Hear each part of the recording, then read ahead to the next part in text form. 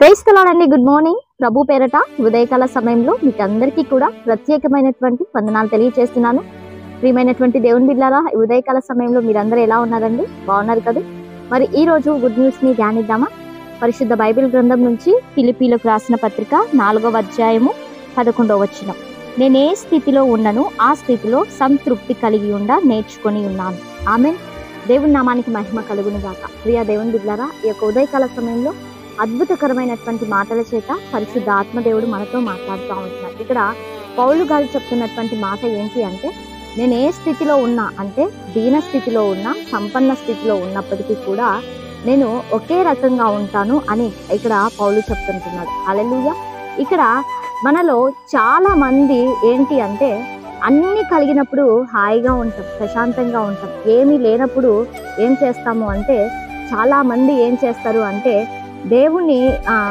దేవుడు ఉన్నాడా లేదా అని దేవుని పైన వ్యతిరేకమైనటువంటి మాటలు మాట్లాడేటువంటి వారు చాలా మంది ఉన్నారు. ప్రియ దేవుని బిడ్డలారా, మరి కొంతమంది ఎలా ఉంటారంటే మాకు అది లేదు ఇది లేదు, ఆ ఇంట్లో సరిగా మా పరిస్థితి సరిగా లేదు, మా ఇంట్లో పక్కన వాళ్ళతో పోల్చుకుంటూ వారికంటే మేము తక్కువ వారిగా ఉంటాము అనేటువంటి చాలా విషయాలు చాలా రకాలుగా మాట్లాడుతూ ఉంటారు. అవునండి. కానీ ఇక్కడ ఏ స్థితిలోనైనా ఒకేలాగా ఉంటాను అంటే దీన స్థితిలో అయినా అన్నీ ఉన్నప్పుడు కానీ ఏమీ లేనప్పుడు కానీ దేవునికి మహిమకరంగా జీవించడమే మన యొక్క క్రైస్తవుని యొక్క లక్షణం అండి. అవునా?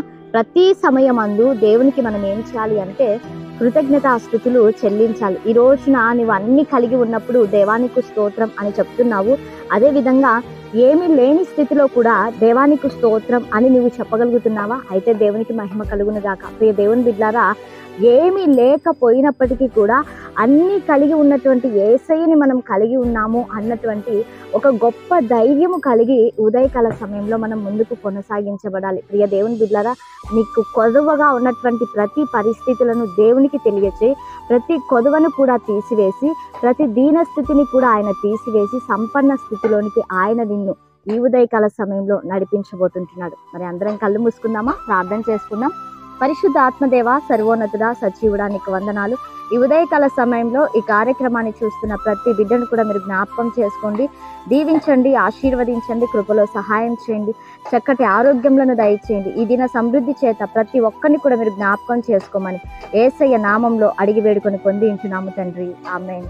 Praise the Lord. God bless you all. Have a nice day.